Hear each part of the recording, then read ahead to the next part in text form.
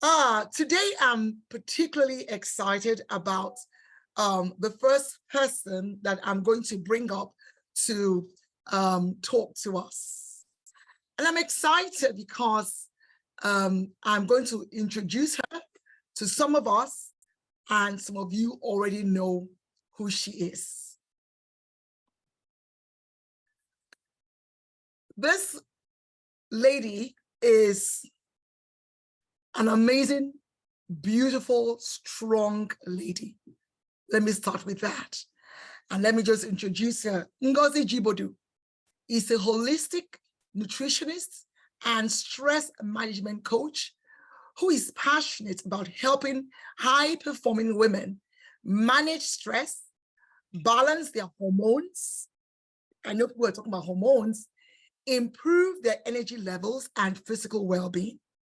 She works one-on-one with clients in North America by sharing time-tested, science-based methods. Her ethos, good health and vibrancy, does not have to be complicated and can be achieved at any age. Ngozi is married with 4 children and she lives in Canada. Ladies and gentlemen, with joy in my heart, I want you to make welcome Ngozi Emma Jibodu. One thing that is special about her also for me is that she is my second daughter. Sorry, my first daughter, my first child, but second daughter. Please make welcome Ngozi.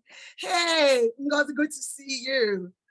I've asked her quite a number of times that I needed to come and talk to us, about the many things that you and your amazing husband do. And it's been a journey watching you guys, right from the beginning.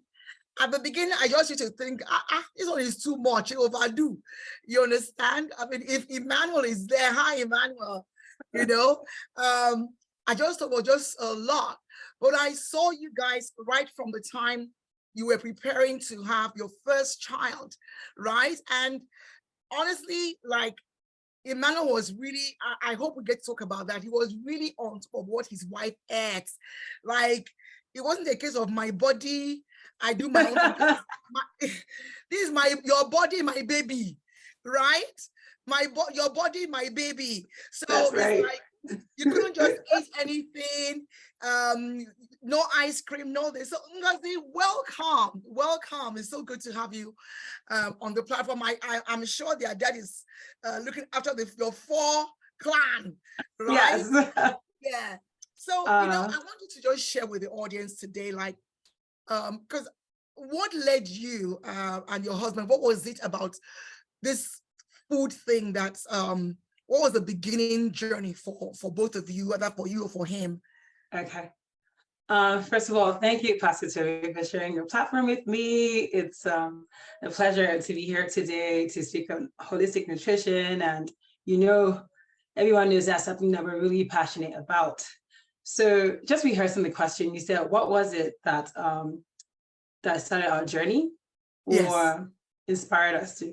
Okay, so as you mentioned, my husband Emmanuel was my introduction to a high-performing, low tox, root cause, you name it, lifestyle, healthy lifestyle. And for him, it was about performance because he understood that a healthy body will be high performing. So it's really just about performing. You want to be on top of your game at work, and with your life and with the things that you're doing with your life, then you need to be healthy. So that was my first introduction to it. And of course, it started when we got pregnant with our first child, the diet throughout the pregnancy, when we had our baby, what she would eat, how we prepare her food. And, from that gradually we built that interest in holistic living and diet and all of that, lifestyle and all of that great stuff. Awesome. Awesome. Wonderful. Thank you so much. So I guess you can just go on and just talk to us about this journey, and let us see if we can embrace it and adopt this Absolutely. Are you sharing a slide? So I do have a presentation today. All right, that's fine. That's fine. You've been made co-host, so you can share with us. Thank you. Take it away. Alrighty. There we go. It's false.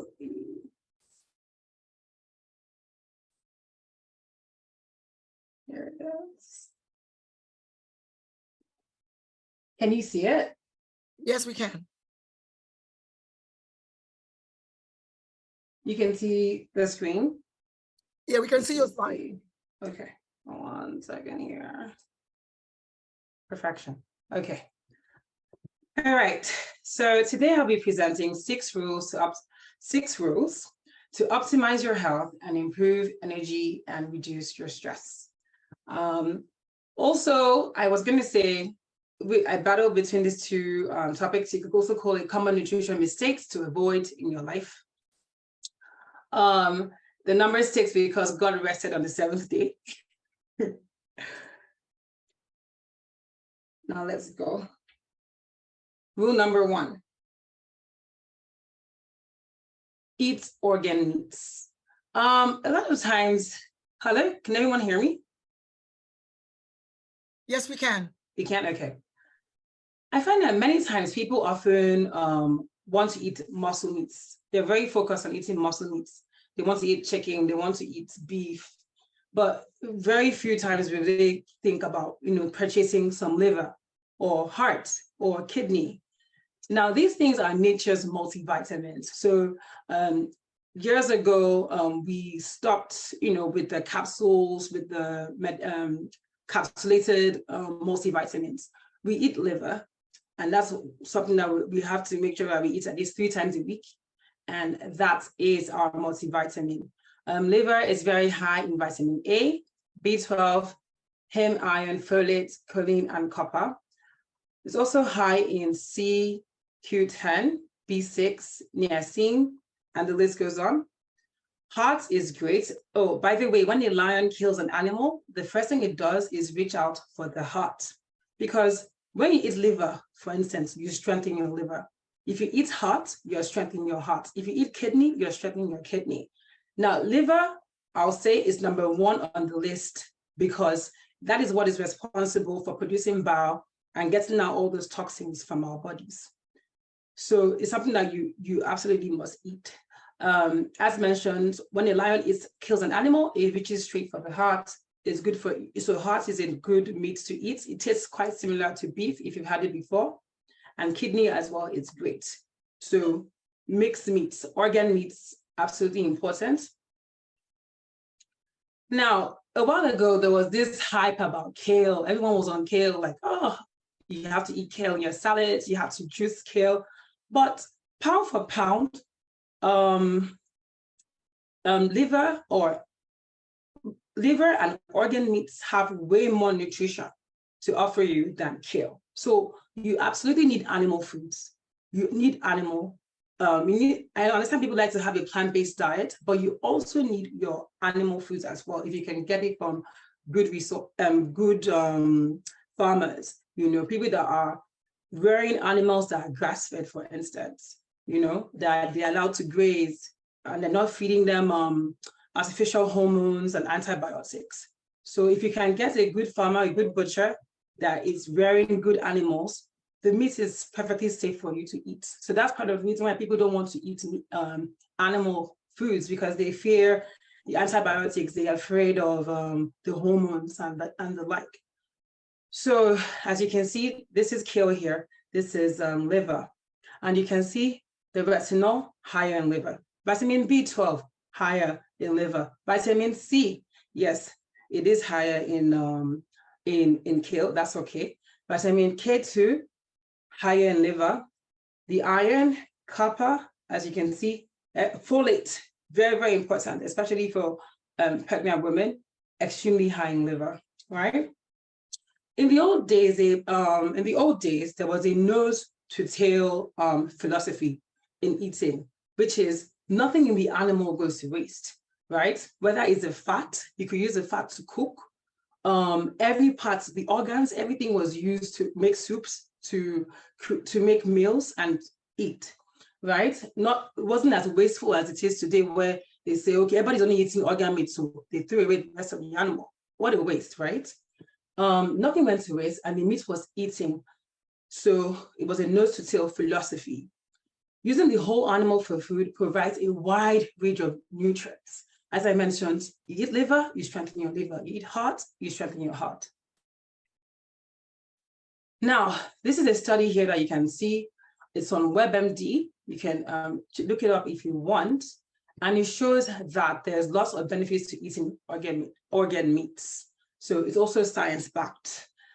Pound for pound, organ meats are also more nutritious than muscle meats. So even if you have a taste, your taste buds, you prefer to eat muscle meats, you need the nutrients, a little bit of liver, just an inch, jam-packed in lots of nutrients. You can use it as your multivitamin. You can just eat it, like just make a bunch a week and eat 1 little square inch a day.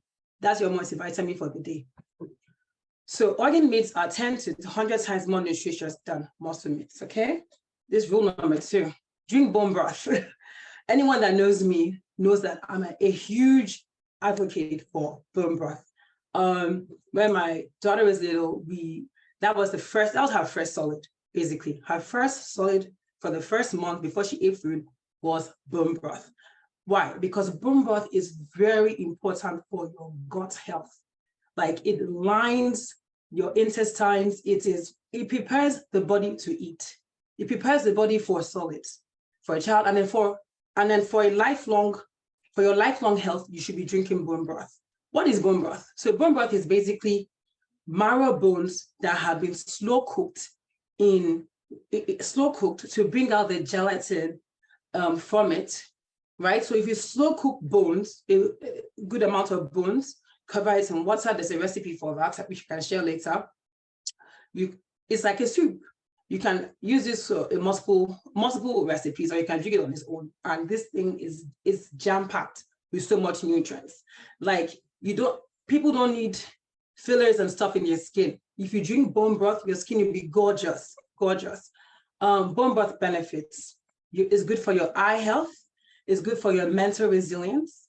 It activates energy. It supports your nervous system.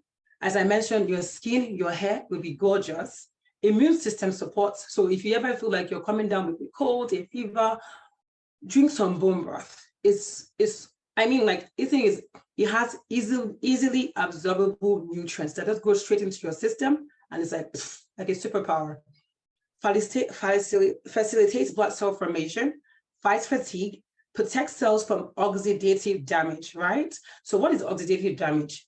We live in an industrialized world, and there's so much, you will not believe the amount of toxins in the air, because there's just so much going on, so much production, so much, there's the cars, there's production, there's just so much going on. People are spraying weeds, there's so much chemicals in the air. Drinking bone broth protects cells from oxidative damage, right? It also helps with sleep. So if you have a hard time sleeping at night, drink a cup of bone broth, to help you relax. It regulates the immune system. It benefits skin and bone health. As mentioned, reduces oxidative stress. It detoxifies heavy metals. There's heavy metals are in a lot of things.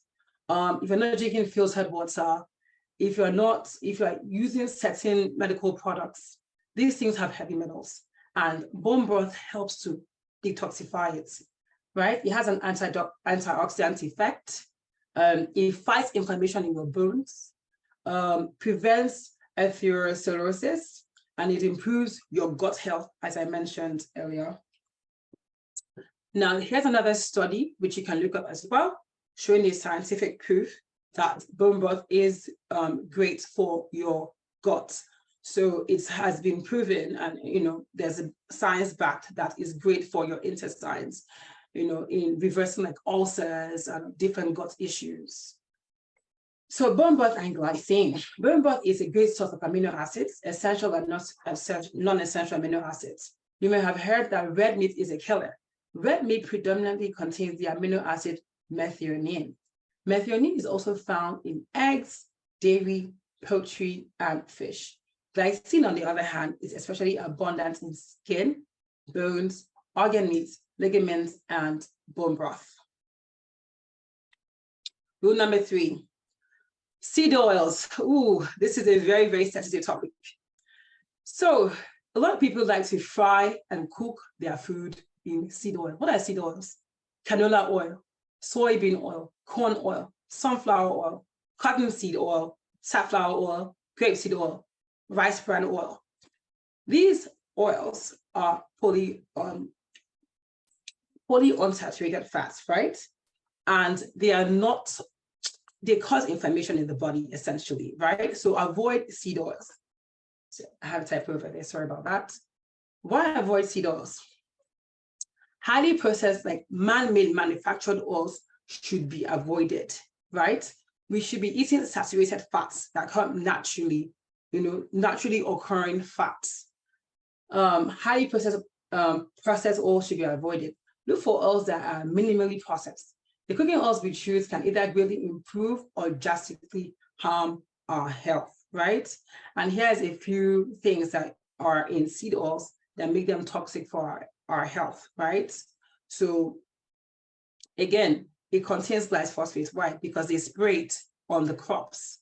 They are refined and bleached and deodorized, making it impossible for the body to digest, taxing to the environment. Seed oil toxins are stored in our fat, linked to chronic disease, like heart disease, not preferred energy source, addictive, because, like those French fries that you get from the fast food places, dipped in all kinds of soybean oil, very addictive, right?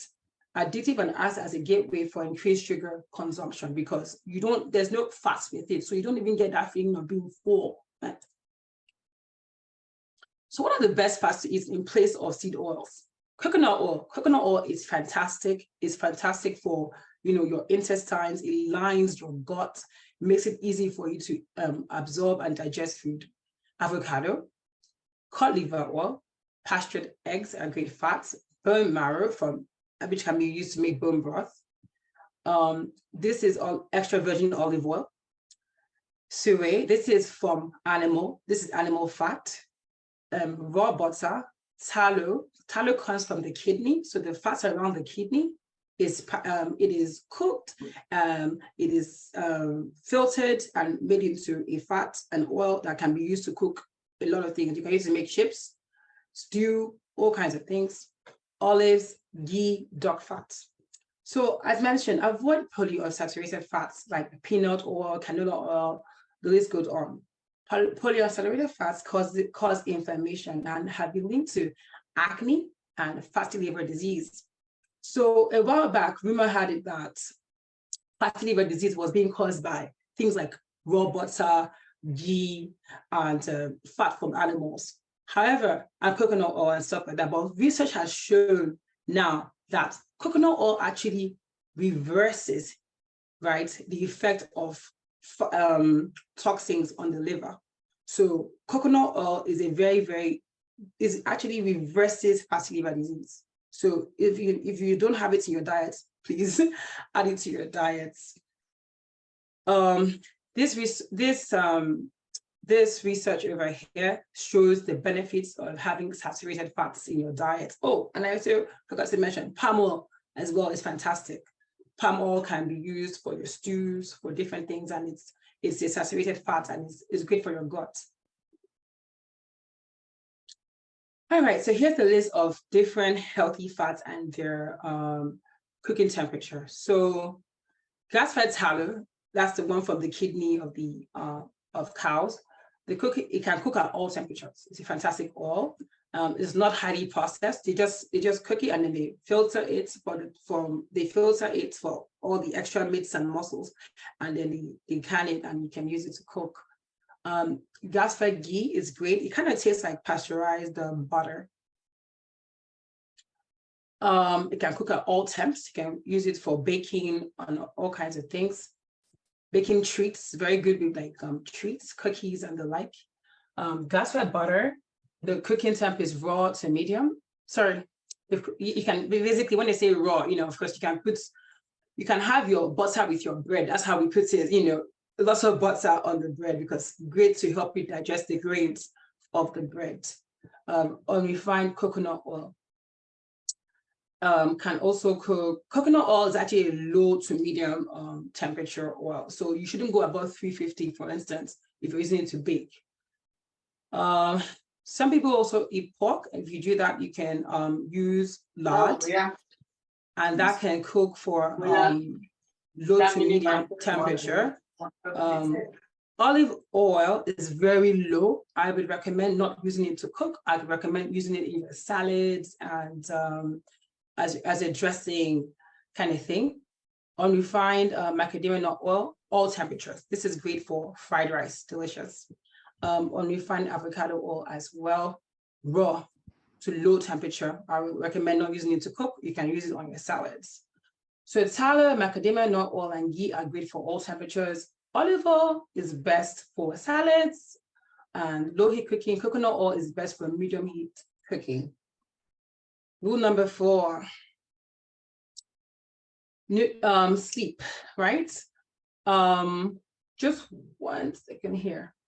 Let me do this. So one thing that's very important as well is try to eat at the right time. Just 1 second. Yeah. People oftentimes eat late. The 4th rule, let me just see, has to do with eating at the right time and supporting your sleep and having a very proper regulated sleeping system. Why should we sleep? Why is sleep quality important? Because it improves sports performance, improves your mood, improves your ability to handle stress, skin quality, the capacity to learn new things, and performance awareness, so your focus and your function. Nutrients that support sleep. Adequate sleep is required for stress management. Adequate nutrients in your diet can support the body and improve sleep quality. Here again, here are some foods that support your sleep. So try not to, basically, how the best way to describe this is there's food that you can use to support your sleep, but do not eat late at night. But here's an example of some foods that support sleep, so that you can eat in the evening, 4 hours before bedtime, essentially. White rice, turkey, chicken, eggs, white fish, avocado. As you can see, I did not put red meat here because it doesn't support sleep. It disrupts your sleep. It can make you wake up in between your sleep cycle. Now, here are 6 benefits of an early dinner. As I mentioned, it's very important to eat at least 4 hours before your bedtime. If you eat early, you have, it supports your weight loss, autophagy, better digestion, complete recovery, supports the glyphatic system, and lowers blood sugar. The body, its cells and organs can be shut down from the outside stimuli. One of these stimuli is food. So eating late is associated with weight gain and high blood sugar, regardless of whether the meal is the same as the one you have eaten earlier. The body needs at least 5 hours to digest the food. This means that if you eat at 6 p.m., your stomach is still working at 11 p.m. And for instance, let's say you're sleeping at 11 p.m., you would probably wake up with discomfort because you slept too late. And that can, of course, increase your stress the next day. If you want to be high performing, it's very important for you to get adequate sleep and to work on your quality of sleep. If it is taking too close to bedtime, your body may not get the full 100% rest it needs.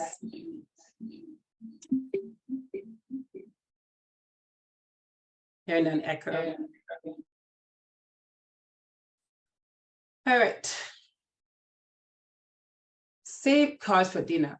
Carbs have been shown to increase the absorption of serotonin, which is a hormone that our body produces naturally to help us, calm down and relax. Serotonin is a neurotransmitter that is best increased in the evening because it's converted into the sleep hormone melatonin.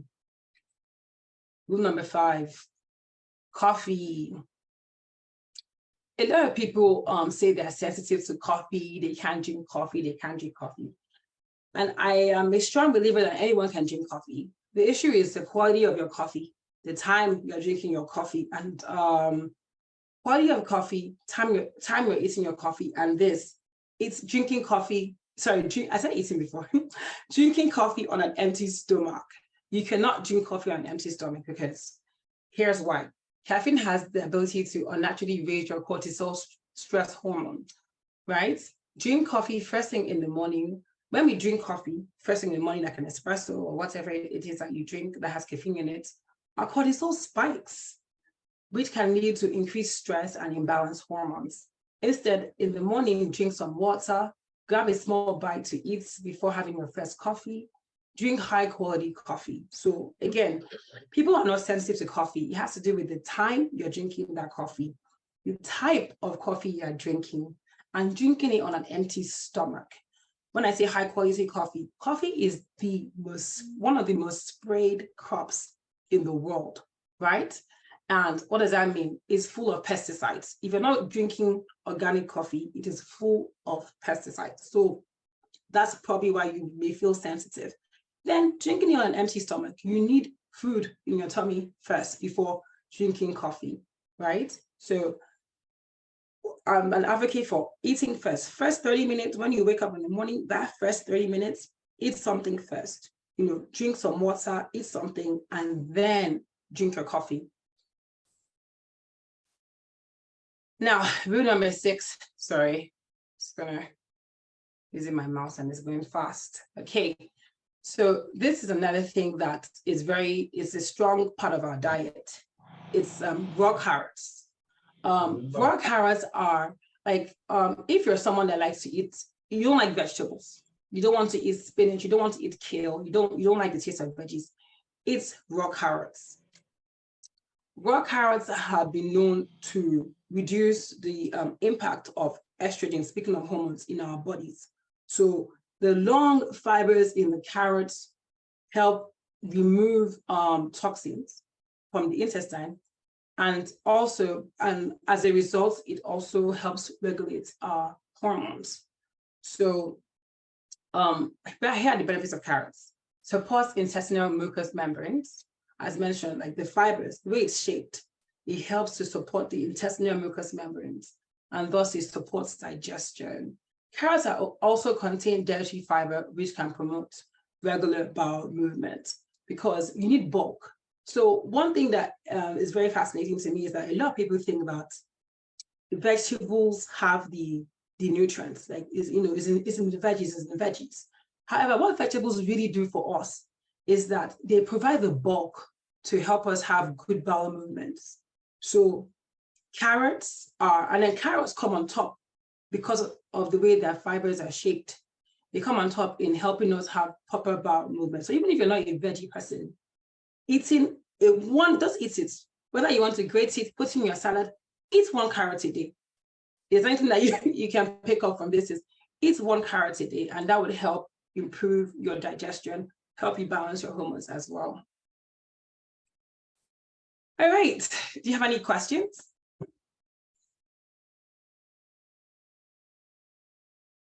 Yeah, we do. Hello, wow.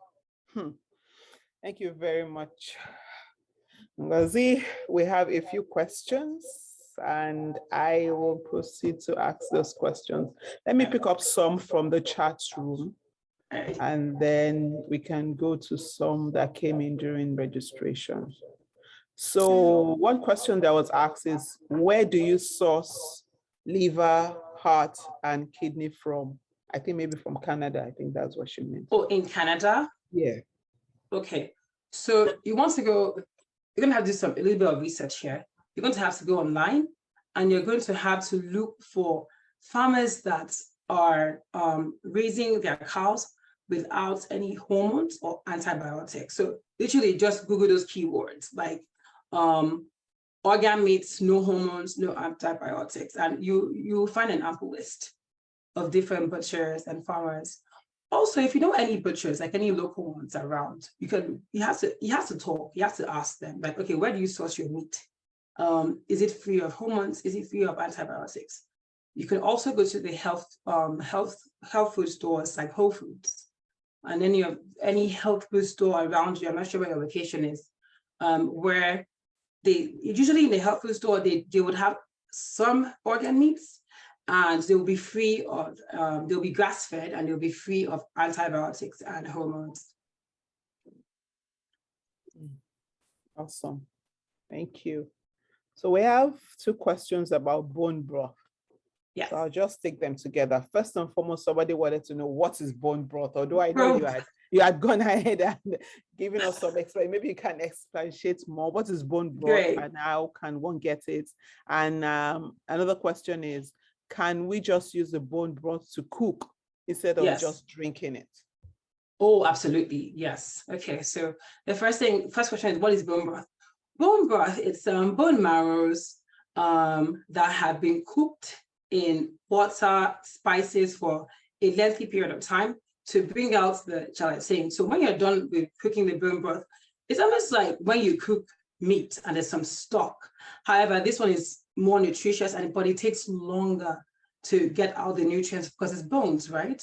So bone broth is bones that have been cooked in water for a extended period of time with spices based on your taste buds, what you like. And it has that gelatin. And that gelatin is where, it's a superfood by itself. You need that for your daily diet. Now, it can be used to cook so many things. To boil rice. Sorry, Ngozi. Oh, how long is the lengthy period of time, please? Okay, now, if you use a pressure cooker, you can, if you have an instant pot, there is actually a setting for broth. So if you have an instant pot, if you go, it has an auto setting for broth. If you have one that is manual, about 4 hours. If you're going to use your stovetop, you're going to do it for 24 hours. So, but you have to check it. It's going to be on low simmer, and you're going to check it consistently and add more water as the water is going, as it's hydrating, right? So you check it consistently in those 24 hours. So you can either use your stovetop, it takes longer. You can use a slow cooker as well. So if you don't want to have to check it over and over again, I'll recommend using a slow cooker, an electronic slow cooker that can cook for 24 hours. If you want to use a pressure cooker, that will cook for around 4 hours. And so the bones are cooked, and then after that, you would you receive the bones out, and then you would jar it. Put it after it's cooled down for about 3 hours. You would jar it and then store it in the freezer. Put it in the fridge whenever you want to use it, so you can defrost and then use it in your stews, in rice, in a whole bunch of recipes. People are even using it to make like hot chocolate these days, and cookies and all kinds of things. So the list is endless. The uses are endless, but I recommend also drinking it, just a cup of bone broth, in the morning or in the evening to help you sleep would be great. So how often would you recommend that if we decide to drink it, how often? I would say at least a cup a day. A cup a day. Okay. Yeah, 1 cup. Wow. And another question is, when is the best time to eat carrots? Before meals or after meals or any time? I would say pretty much anytime. Just make sure you're eating that carrot every day. That's my main thing. And not right before bedtime, of course, as we discussed, it will interrupt your sleep. So 5 hours before bedtime, from the moment you wake up before bed, just find the time to eat a carrot. If you want to be fancy, you can grate it, add some mustard, some apple cider, balsamic vinegar, and eat it. If it's too bland for you, or just eat it by itself quickly, but 1 carrot a day, very important. All right, thank you. And what kind of oil should we use for jollof rice? Jollof rice, oh yes, great question. Coconut oil. So there's, I absolutely love coconut oil with jollof rice. You can use you can use coconut oil or even tallow, to be honest. Tallow, if you have access to tallow, which is from the kidney fat, as I mentioned, or coconut oil. Coconut oil is very It's everywhere. You can find it everywhere. In any grocery store, they would have some organic coconut oil. There's the one that is refined and unrefined. So there's one that actually has it has no flavor. It's just the oil.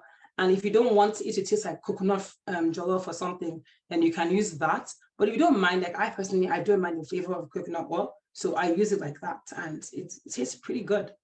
So coconut oil is great for jollof rice. All right, thank you. And with regards to, we are back to the bone broth. Okay. What kind of bone would you recommend? Is it from cow, Okay. or? So pretty much any animal that has been grass-fed or pasture raised. You can also use chicken bones, by the way. So chicken feet are extremely gelatinous, like if you can, and very affordable, because as I mentioned, in the old days, there was a nose to tail lifestyle, which is, a person had to eat the whole animal. You don't throw it away.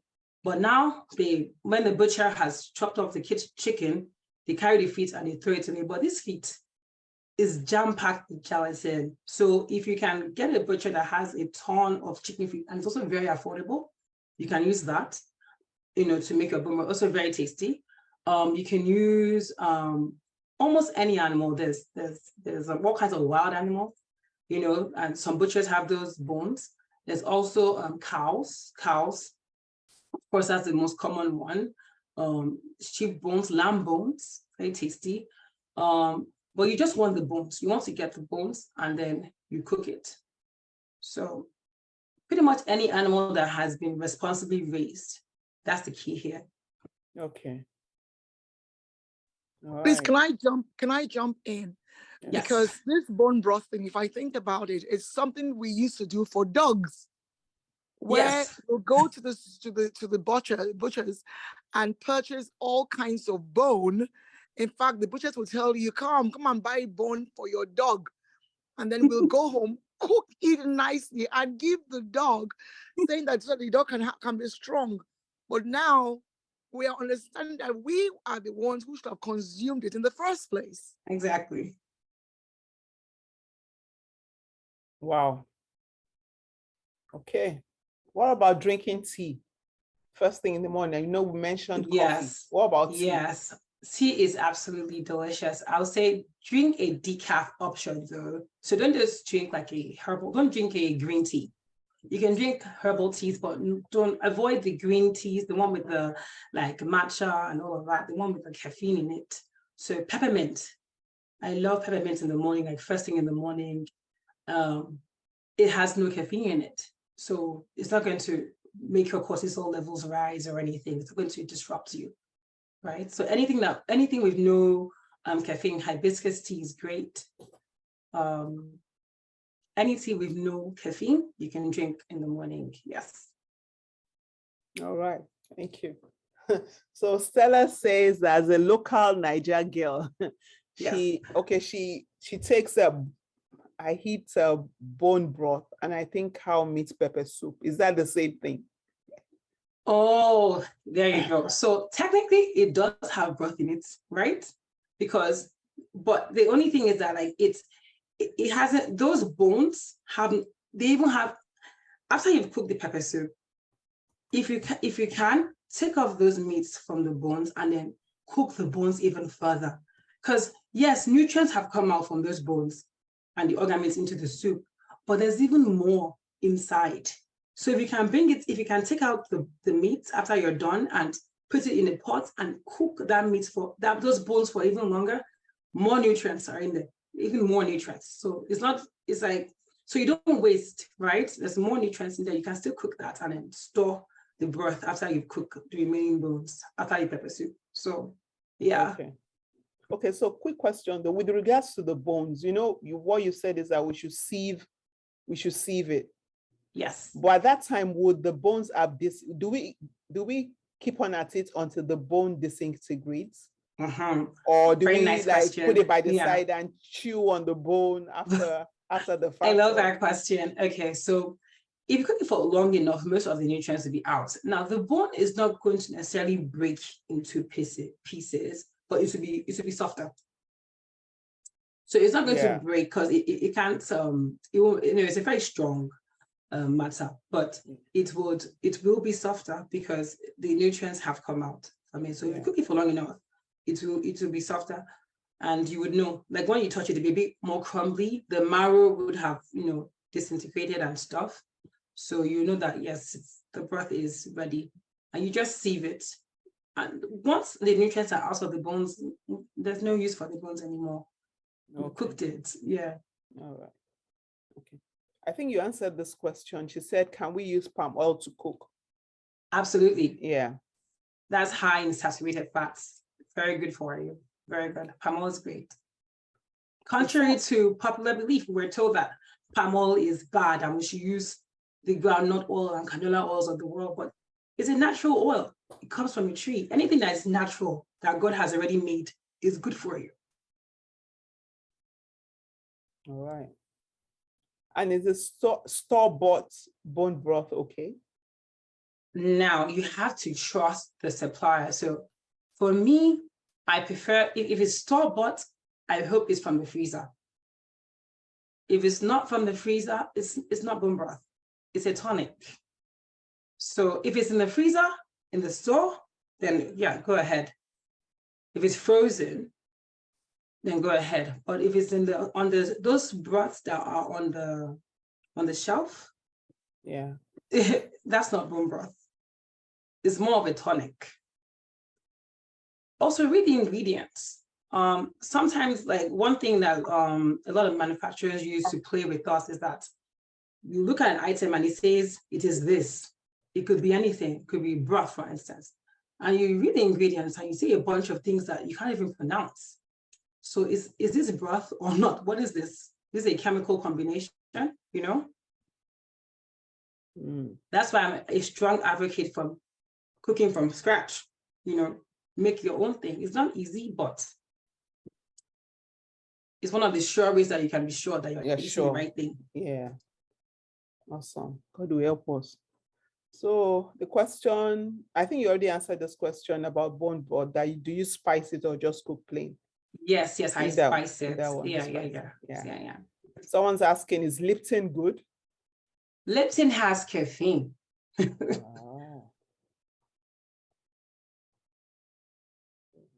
I think there are some versions that don't have caffeine though.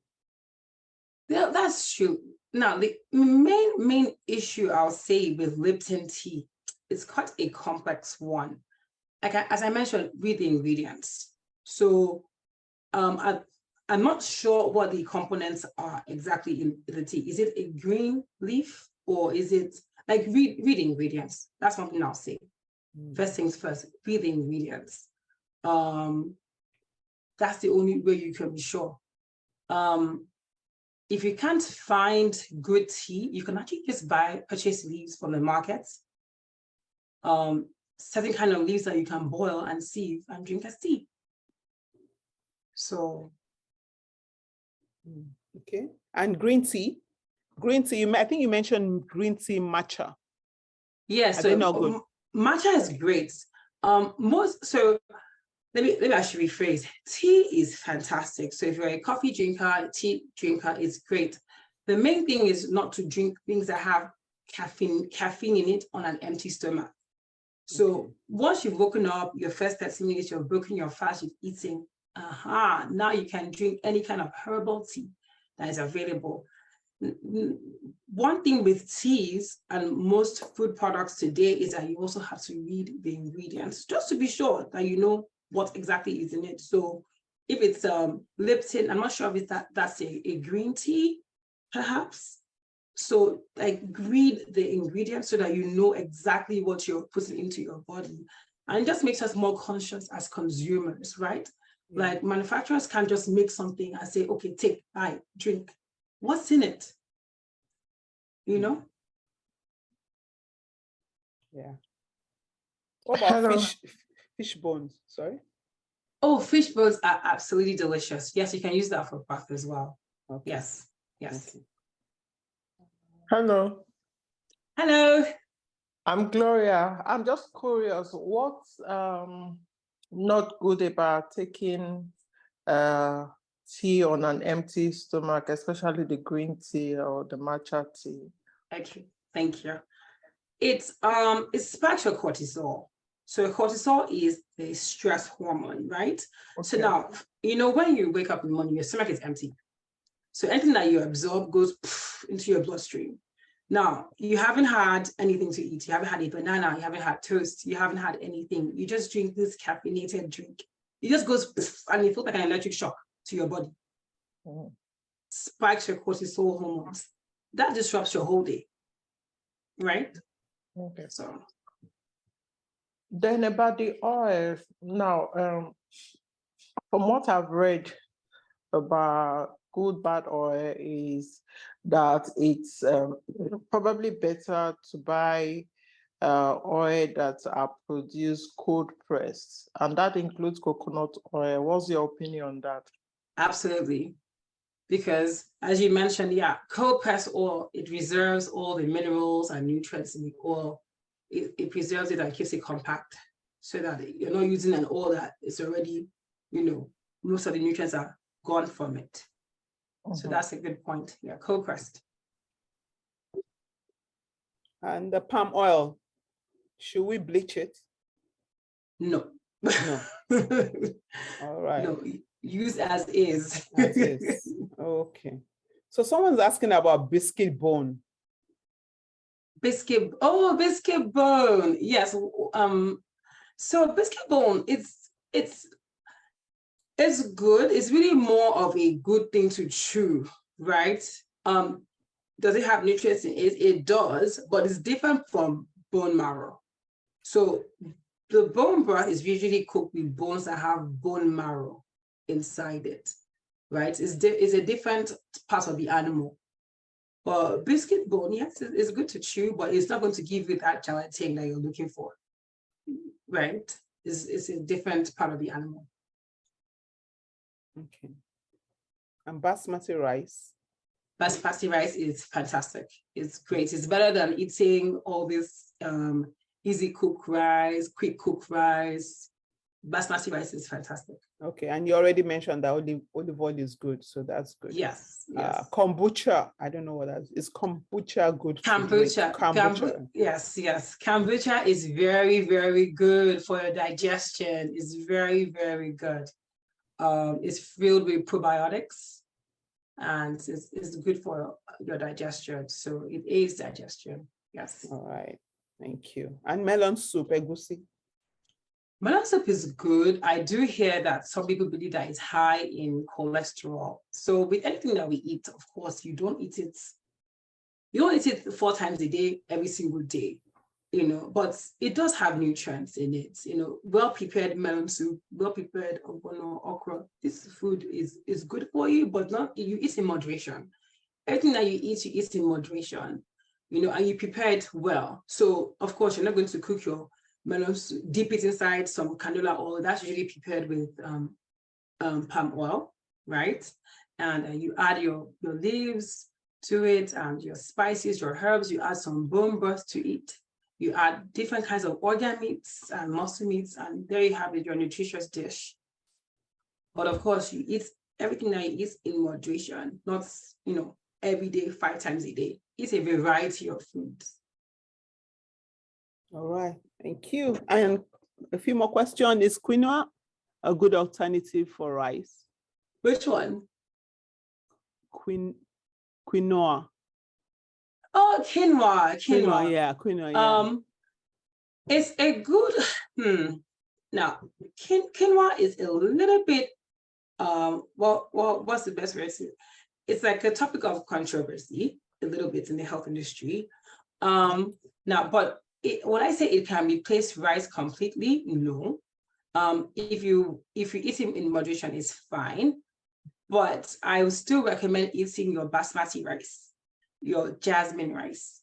Why? Because these things can be soaked to remove the anti-nutrients first before preparing it, right? So they're very easy to digest because of that. So if you eat that in small quantities and balance it with different kinds of meats and fats, sure. But I would say I wouldn't recommend completely replacing rice. Basically, that's what I'm saying. Like you can still eat your rice. It just depends on the type of rice and the preparation method. So if you have rice and you cook it in lots of coconut oil, butter, and with bone broth, and you eat it in a good quantity, it's not something you shouldn't be worried about carbs. It's still fine to eat carbs. All right. If that's what the issue is. Sometimes people worry about Can carbs. I jump in here? Yes. Yeah, because I know that when you mentioned rice, for those who attended our session yesterday, many were like, rice, what, rice, huh?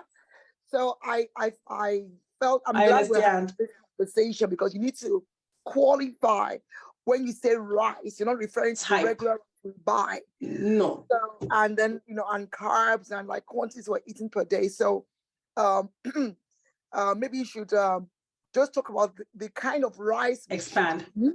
Number one, and number two, is there any particular way of cooking rice that makes it okay? And somebody is also asking about ofada rice. Ofada is great. Yeah. And then brown rice. Okay. Okay. Thank you. Now I understand. Okay, so rice, yes. Easy cook rice and certain kinds of rice have literally been manipulated by manufacturing, so they're not the best for you. However, eating like jasmine rice, basmati rice, this rice is common among certain indigenous groups, as we know, and indigenous foods are usually good for you. What you want to do is soak the rice the night before to allow all the anti-nutrients go into the water. Then the next day you rinse as usual, and then you cook it with things like bone broth and saturated fats. That's what's going to help it digest better. So it's not really about, the issue is not rice, but it's more the type of rice and preparation of the rice. Somewhere. Awesome. Sorry, I have a question. Yeah. This process that you have described now, yes. Apart from getting the nutrient into the water when you soak overnight, does that in any way reduce the glycemic index for the rice? I'm saying this because usually for people who have issues with blood sugar, rice does spike the blood sugar level when they take rice, and it doesn't really matter. That's the first question. The second question is, in terms of glycemic index, is there really, it's basmati even better than the normal rice? Isn't it? Aren't they almost the same thing? No. Yeah. So so wild rice or fada rice, for instance, is a wild rice. Wild rice is good for you. Here we don't have a fada, but we have black wild rice, different kinds of wild rice. It's not the same as the easy cook, quick cook rice. That kind of rice has actually been tampered with by manufacturing. It's a special type of rice. Now, jasmine rice, basmati rice, wild rice, these are ofada rice. This is local rice. Basmati rice is known among the Indians, right? Jasmine rice is known among the Chinese. It's like their own ofada rice, basically. So these are local rice. It's eating in small portions, cooked with fat. It is good for you. If you notice, Chinese people, they're pretty healthy. When you see them, they always have a low body weight. It's rare to find an obese Chinese person, and they eat a lot of rice. But what is the key is their preparation method. They are not. It's the preparation method of the jasmine rice, right? You're soaking it overnight. The anti-nutrients come out. That's the first step. You wash it the next day. Then you cook it in fat, right? Fat would help you, balance your glycemic index, right? It will help you feel full, right? Without overeating the carbohydrates. So it's a portion, measure your portions. 1 cup of rice cooked in in bone broth, in high quality saturated fats, you would feel it. You're not going to feel like your sugar spiked or anything. Awesome. Thank you very much. One more question. This is the last question. So instant rice, would it be the same thing as parboiled rice? So all that instant rice, parboiled rice, Okay. it's all tampered with by manufacturing. It's nothing. It's not. You want to get to that raw type of rice as close as possible. You want to get to something that is that has been eaten for centuries by indigenous people, right? That is, that time we did not have parboiled rice. We did not have the luxury of buying parboiled rice. You know, you have to. Yes, it's convenient to eat these things, but it's in the long term, it's not good for our health. So, all right. Thank you. Please, very I have much. one question before you go, please. I've heard people say that when you freeze cooked rice, yes, it reduces the glycemic index. Is that true? I don't believe that that's science-backed. I don't think there's any science research to show that frozen rice will reduce glycemic index. Okay. Thank you. Okay. Awesome. Ngozi, I must say I'm really proud of you. I'm proud of the knowledge that you and your family have acquired and able to bring to us, and we are beneficiaries thereof. And I think you brought a very nice balance to us today. But one more thing, before I bring in the next person, I love, evidence-based. Science-backed. Yes. And you are the person that's going to be the evidence-based. Can you give us one story about yourself where food has made a difference in your health? Absolutely. That is medically, there's a medical evidence for that. All right, great. Thank you for asking, Pastor Tori. So when I, in my early 20s, mid 20s, I was diagnosed. I was diagnosed with hypothyroidism. So basically saying that my thyroid was slightly under functioning. Why? Probably multiple reasons, but I wasn't given a reason why. And I was told, you know, here's your medication, take this, and that's that. And I'm like, oh, really? And I asked the doctor, I'm like, okay, so am I going to be taking this? How often? And when do I get off this? Because I don't think I'll be taking this for the rest of my life. And she says, well, you take it forever. So here's your medication, and you just take this for the rest of your life. And there I was, you know, going for my blood work every 3 months. They increase the dose, they decrease the dosage, increase it. And it was like a permanent bondage. Like, okay, I'm gonna have to go back to do my blood work to check if I need to, you know, check to change my medication for my thyroid. After I got, when I got married and I got pregnant, my first baby, my husband said, you know what, this thing that you're taking, I don't feel comfortable with it. Like, while the baby is in you, so don't take it. Just eat. Eat well and eat properly. So I stopped taking it. And I even went for a second opinion. The second doctor too said, oh, well, it looks like you should be taking this. And I'm like, how long for? Forever. And it's perfectly fine for the baby. So I got home, I explained it to my husband. He said, you know what? I don't feel comfortable with you taking this. So don't bother, don't take it. And, you know, through faith and, you know, believe in God, we stopped taking it. So I didn't take it throughout that pregnancy. A few years later, you know, with a change, I had a complete change in my diet. So at this point, I'm eating saturated fats, like I've mentioned. I'm doing all the things I've explained to you, you know, here in the presentation today and more. And, you know, I changed my lifestyle to a pure high-performing lifestyle through the leadership of my husband. And a few years later, I got pregnant again with my second baby. So I said, okay, this thyroid thing, okay. I went again to the doctor and I did another test. Mind you, I wasn't on any medication again since my first pregnancy. So I had stopped medication completely. And I went to do a test. and a full body test to check everything. And they said, your thyroid's fine, everything's fine. And I was like, wow, what's it? It's the same people. Isn't it the same lady that told me that I should be taking this thyroid medication for the rest of my life? And she's boldly told me, everything is good, everything is fine, go ahead, you know, you don't need any medication. So that just goes to show you, like, I have lived it, basically. I have lived it. Eating right, preparing your food right, can change the whole dynamic of how your body functions, your hormones and all of it.